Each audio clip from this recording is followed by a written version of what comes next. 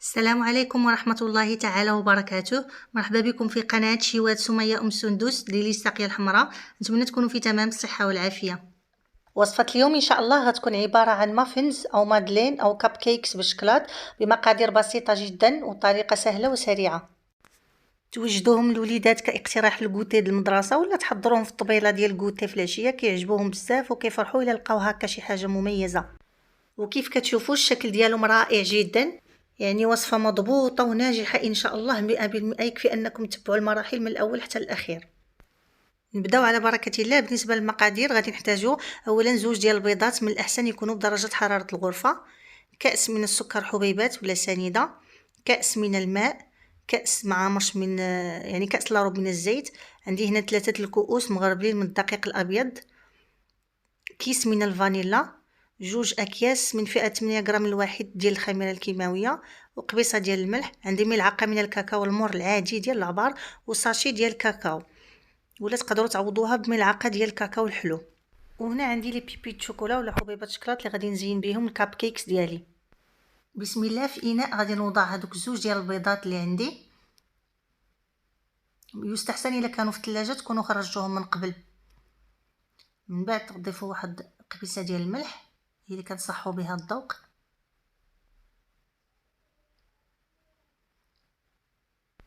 من بعد كنضيف الكيس ديال الفانيلا اللي هو اختياري، الا بغيتو تستغناو عليه ماشي مشكل، حيت غير الكاكاو بوحدو كافي انه ينكه لينا هاد لي مادلين ويعطيهم مذاق اللي هو زوين. بالحق الا ما كنتوش غديروا الكاكاو فضروري تضيفوا معاه حتى قشور الحامض ولا قشور الليمون اي البرتقال، هكا كتضمنوا انهم يجوا منسمين مزيان وما كتكونش فيهم ريحه الزفوريه نهائيا. هنا كنزيد هذاك الكاس ديال السكر اللي عندي. انا غادي نستعمل غير الطراب اليدوي. بالحق نتوما الا بغيتو ديروا الباطور يعني الطراب الكهربائي ماشي مشكل، انا تعمدت ما نديروش باش تعرفوا بان الوصفه ناجحه 100% ان شاء الله بلا ما يكون عندكم الطراب الكهربائي. هنا ضفت كاس الا ربع ديال الزيت. خذوا القياس بكاس العنبه. هذا الكاس اللي كتشوفوا راه السعه ديالو اكبر شويه من ديال العنبه، داكشي علاش غتشوفوني ما معمرهش كامل. صافي كنبقى ندمج هاد المكونات مزيان مزيان حتى كيتغير لهم اللون ديالهم. هانتوما كيف كتشوفوا القوام ديال الخليط كيفاش كيولي شفاف بلا باطور، غير باليد تبقاو معاه غير بالخاطر، غير هكا شويه، راه ما كيحتاجش تطرب بزاف. من بعد كنضيف الكاس ديال الماء ونخلط عاود مزيان حتى يندمج مع باقي المكونات. من بعد كنضيف ملعقه ديال الكاكاو المر والملعقه ديال الكاكاو الحلو ولا الساشي ديال الكاكاو. علاش كنديرها النوعين بجوج؟ حيت واحد كيعطي اللون مزيان وكيجي اللون غامق ديال الكاب كيكس، والاخر كيعطي المذاق زوين. الا بغيتو ديروا 2 معالق ديال الكاكاو المر العادي ديروا، الا بغيتو ديروا 2 ديال الساشيات ديال الكاكاو ديروا، ماشي مشكل. صافي حاولوا حتى هما تخلطوهم مزيان حتى ينسجموا. وهنا كندير كميه الدقيق، هنا غندير على 2 ديال الدفعات يعني على دفعتين. صافي غنضيف هنا الخميره الكيماويه 2 ديال الاكياس من كل كيس من فئه 8 غرام، يعني في المجموع 16 غرام. تقدروا ديروا الكيس ديال 7 غرام ماشي مشكل.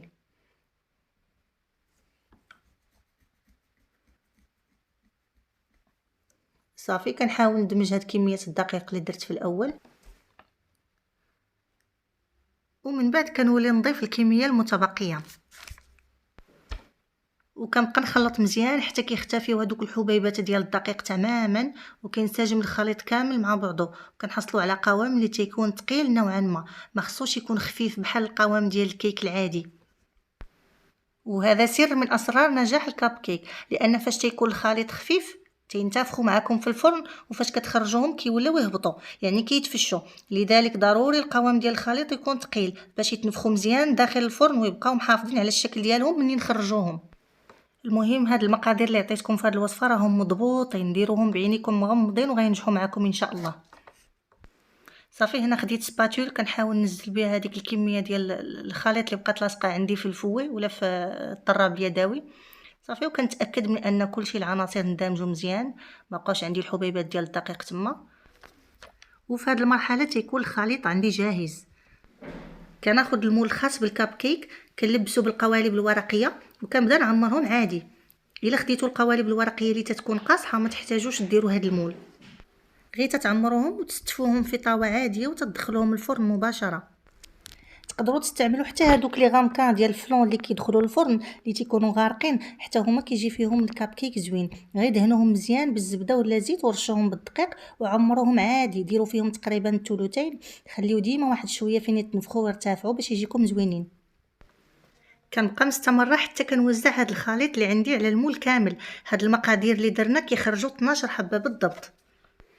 بالحق الا كنتو غادي تزينوهم من بعد بلا كريم فريش تقدروا تخرجوا حتى ل 15 حبه، حيت هذيك الساعه ما غاديش تحتاجوهم يكونوا مقببين بزاف. وبالنسبه الا كان عندكم غير مول واحد وبغيتو تدوبلوا المقادير ماشي مشكل، عمروا المول بالخليط ودخلوه يطيب، وفاش تخرجوهم عاودوا عمروه بالخليط اللي بقى، راه ما كيوقع له والو، بالعكس فاش كيرتاح كتحصلوا على نتيجه احسن.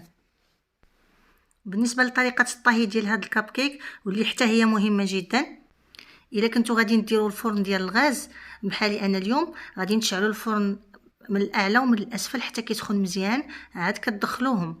فاش كتدخلوهم كتنقصوا النار من الاعلى حتى كتبقى بحال الشميعه، يعني كيبقى الفران ديالكم راه شاعل من الفوق ومن التحت، غير هو الفوق تيكون ناقص بحال الشميعه. صافي كتسدوا عليهم، وهذا راه سر من الاسرار باش كيجيو الكاب كيكس ديالكم مقببين ومنفوخين مزيان، وتيجيو فيهم دوك التشققات من الفوق زوينين بحال ديال البهله.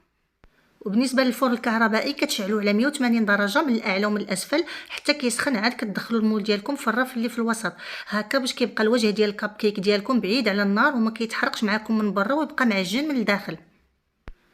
وبالنسبه للتزيين انا هنا درت حبيبات الشكلاط، نتوما تقدروا ديروا حتى رقائق اللوز او الفول السوداني يعني الكاوكاو ولا لوز مهرمش، المهم التزيين كيبقى على حسب الذوق ديالكم.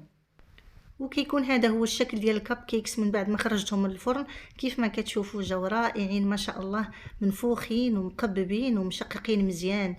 كنحاول هكا نقرب لكم الصوره باش تشوفوا بوضوح بانها وصفه ناجحه ان شاء الله 100%.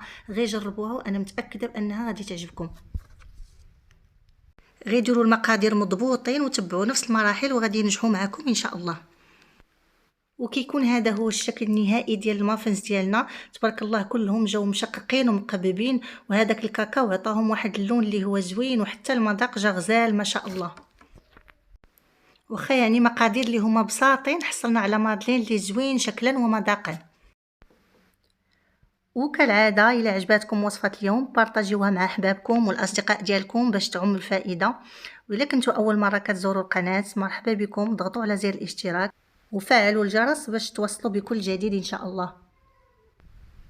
غادي نحل معكم حبه واحده من الكاب كيك باش تشوفوا كيفاش كيجي من الداخل. ما شاء الله هش ومفشفش بحال الاسفنجه، يعني ما كيكونش مدقس نهائيا، واخا تيكون الخليط من الاول ثقيل شويه. يعني وصفه مضمونه باذن الله، انا متاكده الا جربتوها غادا تولي معتمده عندكم. وبهكا كيكون الفيديو ديالي وصل النهايه ديالو. نتمنى ان الاقتراح ديال اليوم يكون راقكم ونال الاعجاب ديالكم وتكونوا استفدتوا معايا فيه ولو بالقليل. الى الملتقى في فيديو جديد ان شاء الله مع وصفة جديدة.